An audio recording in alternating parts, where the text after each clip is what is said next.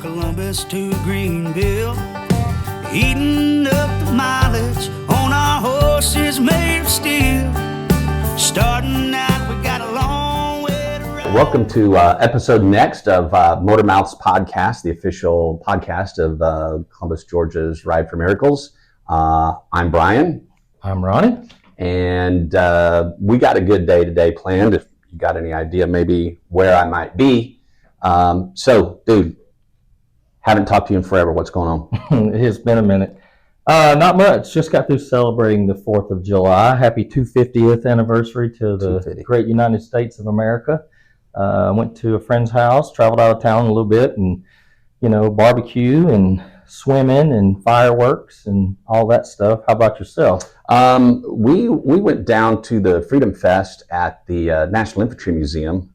Couldn't think of a better place to spend America's birthday than on a military base, but we had Lola with us, Lorelei. And have the characters, the mascots, the costumes walking all over, and hey Lola, do you want your picture? No. Lola, do you want to have your no? And so we said, well, we were at Chuck E. Cheese and you did it. She said, well, I know him. That sounds like Lola. That is my granddaughter. She said, well, I know him. So not a stranger. I know. And there's some Lolo stories I can't tell, bless her heart. I know one in particular you're talking about. Yeah, only on a boat in Indiana. Correct. So anyway, what do we have in store today? As you can tell, we are sitting in one of the sim labs at Frank Brown Hall, CSU School of Nursing. You can look behind us and you can see the graphics on the wall. You know where we are.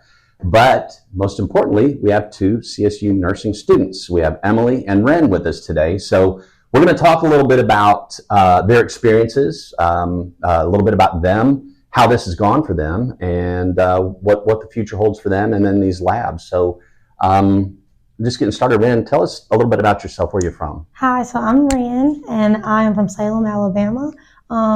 I've worked as a phlebotomist here at St. Francis in Columbus, Georgia, and I have worked on the MISCU unit, which is Med-Surg ICU. I've worked on cardiovascular ICU, and I just floated different places, ED, but I really enjoyed my time here at CSU, and I'm supposed to be graduating prayerfully in December of this year, so I'm very excited. Incredible. Great. Congratulations. Thank you. Congratulations. Right. Thank you so much. I'm Emily. I'm from Brownsburg, Indiana. I have a background. I worked as an accountant for the National Guard. I've worked within registration insurances inside hospitals, as well as being an EMT and paramedic back in Indiana. I am a mom of 3 boys. I am graduated. She is graduated. So let's stop here because this is so wild. Because she's from Indiana. I'm from Indiana. You're from Indiana. I'm from Salem, Alabama. Ren's from Salem, Alabama, and I graduated with her mother, Jan. Yeah. Hi, Jan, if you're watching or listening. So when we knew that we were going to talk to you guys, that's the first thing he said. He said, I know her mom. Oh, my goodness. So, small world, He's isn't it? been looking forward to this Yes. one. So one thing we didn't ask, IU or Purdue? I went to IU. My first degree is from IU. But are you an IU fan? It doesn't matter. That's where I I don't went. watch college football. College, anything anyway. Yeah, I'm all about my Hoosiers. So, all right, Brownsburg, racing capital of the world for me, and IU. So anyway, I'm glad that you guys could join us here today. So, First question. Just each of you answer, as you wish. Why did you choose nursing?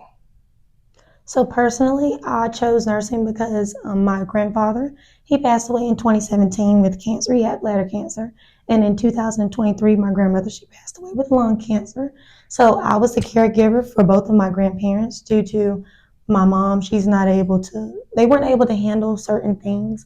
But I had also obtained my CNA licensure while I was in high school. So my grandfather, he was a diabetic. So my mom is very afraid of needles. So I had to give him his insulin. I had to break up his food so he can eat it.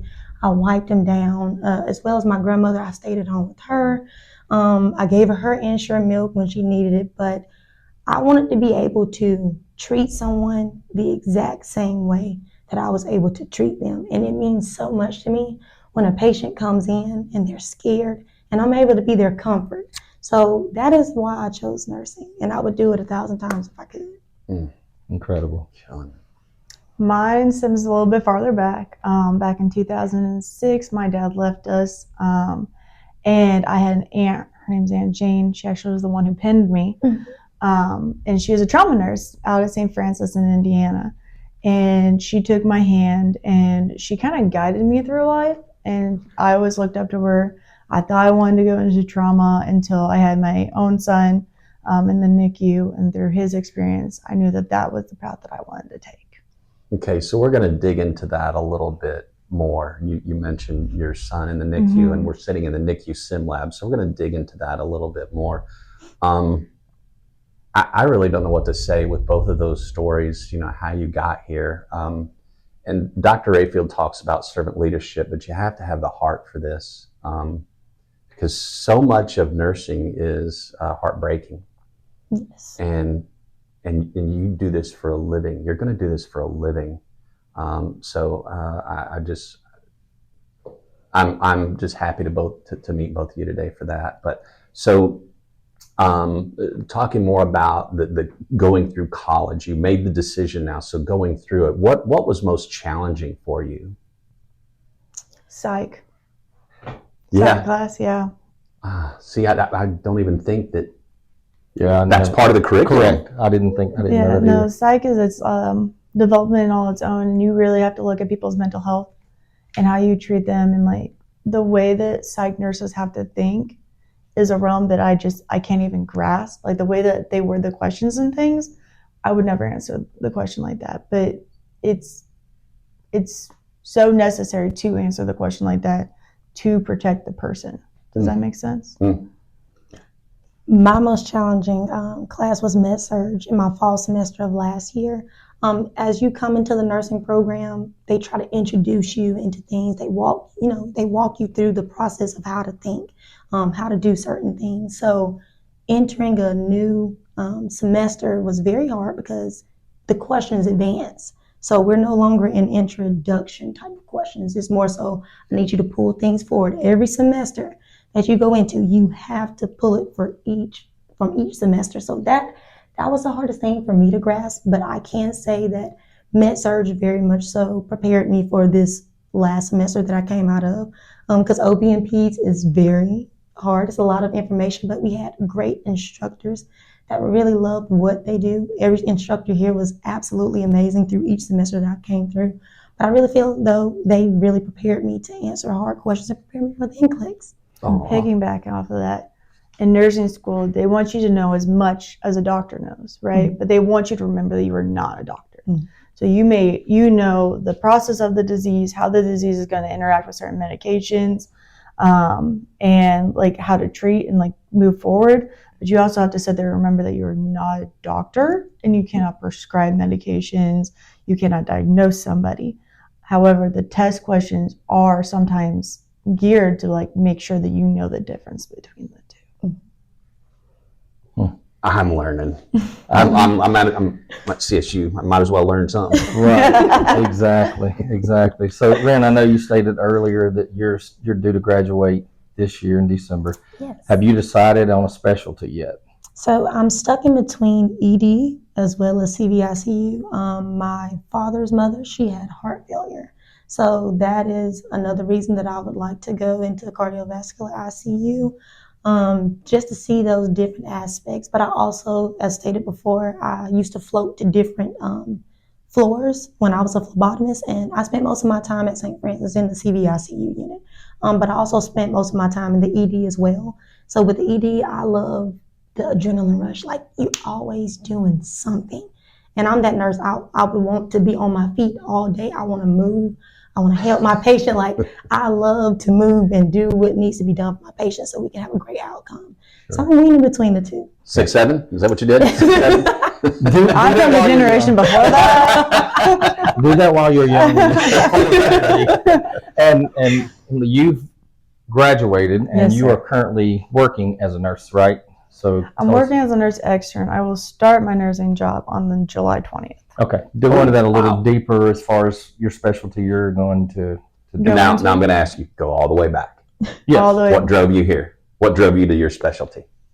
Okay, so back in 2000, I'm a military spouse, and we moved out to Washington State. Became pregnant with my second son, and I was sick the entire pregnancy. It was miserable. I didn't gain any weight. I couldn't move from the bathroom, and I was 30 weeks pregnant, and my husband's out in the field, so I have no way to even contact him, and I lose my mucus blood. And I'm trying to get a hold of his boss. I've called labor and delivery. They're like, you need to come in. But I have a son, right? And I don't know anybody. I'm out there by myself. I can't bring him into the hospital with me. So I need my husband to come home to grab my son. I was in labor for, I would say 4 or 5 hours before he came out of the field to find out that I was in labor. Drove me to the hospital that's on base. It's called Fort Lewis. They checked me. I was in fact 6 centimeters dilated with a 30-weeker. Gave me tributaline, gave me betamethasone for his lungs. Tributaline is to slow your contractions. And I was in labor for 5 days. And on my birthday, by the way. And the most memorable part, I remember this man, he comes up to me and he looks at me and he goes, I know you're scared.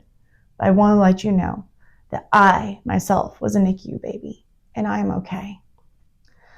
And he was right. I ended up going through having a baby. I actually ended up having a VBAC. So if you don't know what that means, I had a C-section with my first child. I birthed the second child naturally. And he was transported to the NICU. I didn't get to see him beforehand.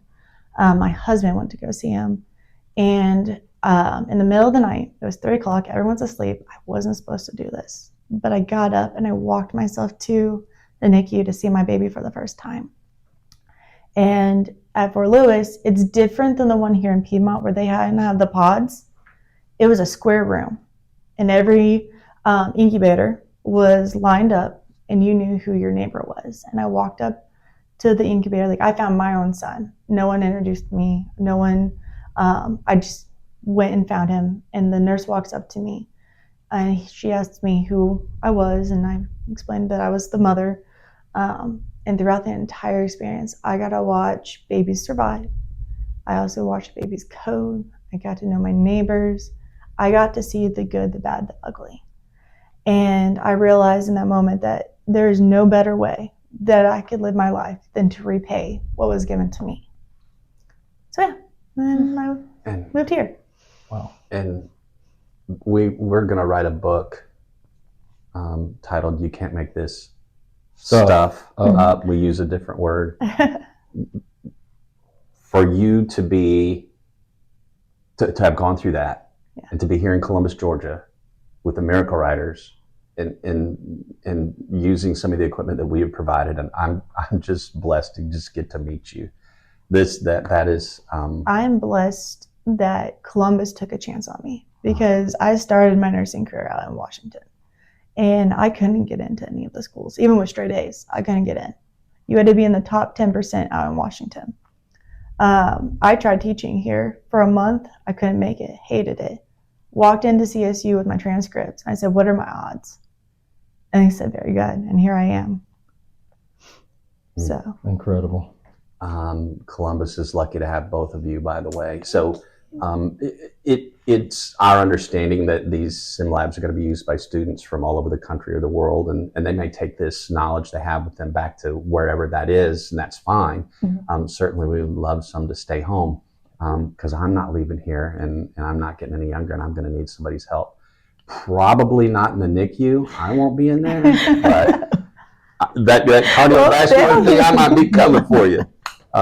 So anyway, very touching stories. So let's talk about the sim labs. How have you used them, or how are they used? All we see is the equipment, and we come through here when they do demonstrations. But how do you use it? I mean, what are you doing? How are they teaching? How are you using it? So each pod, so you're given a day or two, and they'll break you up into groups, and you have to decide who's head nurse, who's like the charge, the lead nurse, the secondary, and the tech. And they don't tell you the scenario beforehand. You go into the sim lab and they run the scenario, and they see basically how your mind is set to make educated decisions, right? So process of elimination. My last semester, we actually ran a full-blown code just as nursing students. No doctors. Like someone pretends to be the doctor, but you run the whole code. That's not something you want to walk into as a new grad. Like we got to push, fake medications, but the medications, chest compressions, not a lot of new grads know what to do walking into a code and things like that. So they run you through different scenarios so that you do know in those high stress situations how to handle it.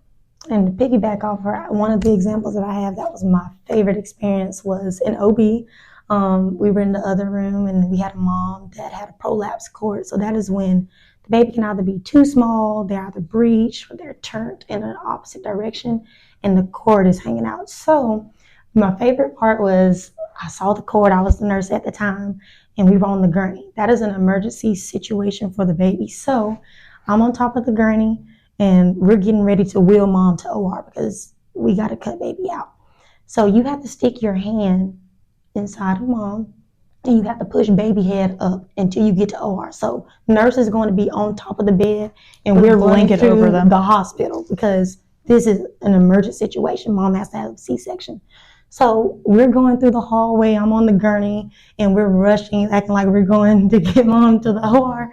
And I just feel like it's just literally the sim labs. They just prepare you for real world situations, so you're not going in blindsided. Like when I tell you the instructors, they use the sim labs and the scenarios so well to give you such a great insight of what you have to look forward to. You're more so ahead of the game when you set foot in those doors to the hospital. So I could say I love the sim lab. So that was one of your most memorable, but so you take turns, you rotate. So sometimes you're the head nurse, sometimes you're this, and so you rotate through all that. So you've used them multiple times, multiple scenarios. Yes. They even go as far into like nursing homes. Yes. What is it? Nurse Annie? Yeah, Nurse Annie. Walk in there, she smells like mothballs. It's awful. But they've designed it and set it up so that like you can pinpoint what is like a caution, right? Mm-hmm. So like she's on oxygen. Oh, but she's also smoking, which is not something you're supposed to do, which is flammable. But she's on medications for calcium, but she's also eating these calcium like candies, which gives her kidney stones. Like you as the nurse have to go and basically do a home visit and pick out different things that are like, maybe we should educate on this. Wow. So I have a friend of mine, his name is Randy Ennis, and his picture's out here in one of the walls, and he is recently retired though from nursing, and he went through this school, and he came up to the sim labs when we built them, and he was just in awe. He couldn't believe, how nursing has come. So if you could imagine being a student back in the early 80s and the 90s, I mean, you're reading a book, you're touching a hard mannequin like they have down at the department store, and they're just telling you, and then you go to work and it's like, it wasn't like this in the book. Yes. Yes. So it's neat. I also think it's kind of important for like, if you go back through a pandemic, a lot of the pandemic nurses didn't get to touch real people. And so they're having to learn everything that we get to learn in the hospital on the first fly, right? So if you were at the sim labs, well, they can bring one person in here and teach them how to do it through the mirror, So I think that's also and the only other thing, and then I'll move on. But as an instructor, if I had a cocky student, I'd sit back there and I'd throw everything. I'd make that baby do everything. I have a good story though. So my very first experience in a sim lab, I was charged. I'm always charged, but I was charged. There's your cocky baby. I know. It's because I'm loud. But it must be an Indiana thing. But we had a professor on the other side, and I'd never talked to a provider at this point. And I'm trying to teach a student how to put in an IV while talking to the quote unquote doctor in the air about the medications I need. But I didn't know how to say it or what I needed from the doctor. She starts cussing at me through not cussing, but really yelling at me through the intercoms. And it was hilarious because we had the students that day walking always. So it was real. Keep it real, I right? remember it. Yep. But that's exactly how a doctor does. If you don't know his answers, or you haven't had the last set of vital signs, or you don't have a quote unquote solution for them, yeah, sometimes I get mad. So I learned the hard way. So this brings us to our next point, and I think you both have alluded to this already, but using the sim labs, how has that made you more confident to do each portion of what each sim lab offers? I think that a lot of nurses have pointed out that we're not afraid to touch people. We're not afraid to walk into a situation and at least try. But that's because we've had opportunities to run different scenarios in these sim labs. So we may not know all the answers, and we're never going to know the answers as the new grads, but we at least know that we're within the ballpark of where we're supposed to be. And it's just more comfortable, like when you walk in. So sometimes when they're talking through the intercom, I know for a lot of people it's very nerve-wracking. When you're speaking to patients, some may smile at you, some may not. Some can have a bad day, but how they talk to you behind that glass door, it puts you in real-world situations. So whether it was for IV, I did my very first IV stick at Jack Houston here in Phoenix City, Alabama. And when I tell you, I walked in and it was just amazing because it was split out. The nurse just threw me and she was like, do an IV. And I was like, okay, I'll just do the IV. But it wasn't it wasn't, oh my gosh, how do I do this? These sim labs, the mannequins, the way the skin feel, the way the veins feel, the fluid that goes through the veins, that you see the flash. That's how you know how to do things. That's how you get your nerves out, by practicing. Because there's been plenty of times I've come up here, with open lab, and I'll just practice. Most students don't have that opportunity to just come to open lab. So to have such advanced technology that we're able to use is amazing. The sim labs are just Or great. even think about it from the patient's perspective, or from my experience going forward as the parent's perspective. Do you want a new grad who's never stuck somebody or has never had practice to stick your baby? Yeah. I'll take the practice. Yeah. Mm-hmm. For Yeah. sure. And I could be wrong, but I believe, is it Georgia Southern has something like this, and probably UGA. There's not many schools in the state of Georgia that have the quality or have this technology. I know they have a great lab over at Columbus Tech, but I think this is the most lifelike. And by the way, we've been on a tour of Columbus State University, or not Columbus State University, Ohio State. In that other Columbus. And this is the exact same equipment they use. So it's not better. They might be a bigger school, but it's not better. You guys are fortunate that you get to use absolutely top-notch equipment. So thankful. And this is kind of where we thought it would go as Miracle Riders. We bought a lot of equipment for the NICU, for the hospital in the past. We bought a lot of tangible things. We bought a neonatal ambulance, complete with a draft omni bed, and that was $450,000. But that thing has a shelf life. It's only going to go so far, and then it's just not going to be viable anymore. But you have 20 or 30 years in you. So our tagline is make a difference in one child's life.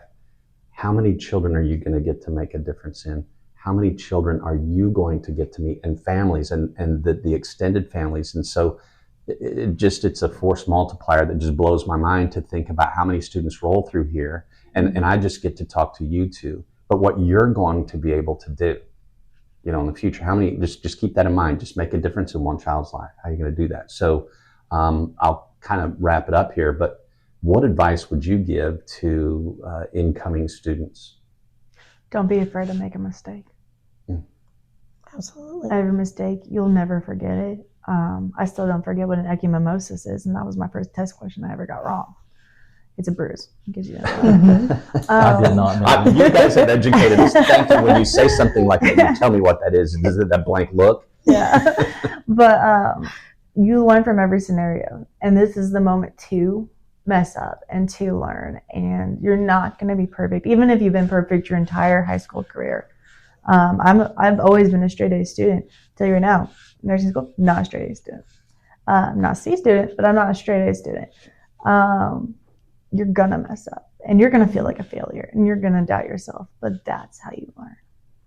My advice to the student would be, this is your own race. God give us free will to create our own story. So what I always tell people, because I graduated high school in 2020, I'll just be graduating this year in 2026. So 6 years, give or take, you're supposed to graduate in 4 years. So this is your race. You can only run at your own speed. You can't look when somebody is graduating before you or after you. You take your time. Reach out to your teachers. That is why they are here. They are here to help you. They are here to guide you. They have been in your shoes before. And you have to study. Take time to study. You will not study the same as you studied before you get to nursing. You have to understand, not memorize. So I also tell people, when you pick up that pen and you're trying to write your story, never forget who the original author is, because it's so important to include God in everything that you do. Absolutely. Wow. I'm going to end it right there. Exactly. But I will say one thing, since I did graduate with her mother. Jan, you have done an incredible job raising a wonderful young lady right there. And I'm so confident with you two guys that Columbus, if you both choose to stay here or wherever your path takes you, wherever you end up will be a better place, because the two of you ladies are there doing the work that you've chose to do. Thank you so much. And it's incredible to have met both of you, and I've learned a lot today. Just want to thank you for your time. Thank you. I couldn't have said it any differently. I mean, that was exactly what I was thinking. So, gosh, can't make this stuff up. So we'll end it there. Remember to get over onto our YouTube channel, hit subscribe, like, comment, share. Let all your friends know this is one that's not to be missed. Podcast is available on all platforms. All platforms, wherever you listen to your podcast, go search for Motor Mouths. Oh, by the way, I have a gift for each of you. Thank There you you. There you go. Thank One- you. It's official. Yeah. I love it. You're part of Motor Mouths. I love it. Thank you so much. All right, I'm Brian. No, that's Brian. I'm Ronnie. That's Brian. That's Ronnie. See you next time. Good night. Helping one child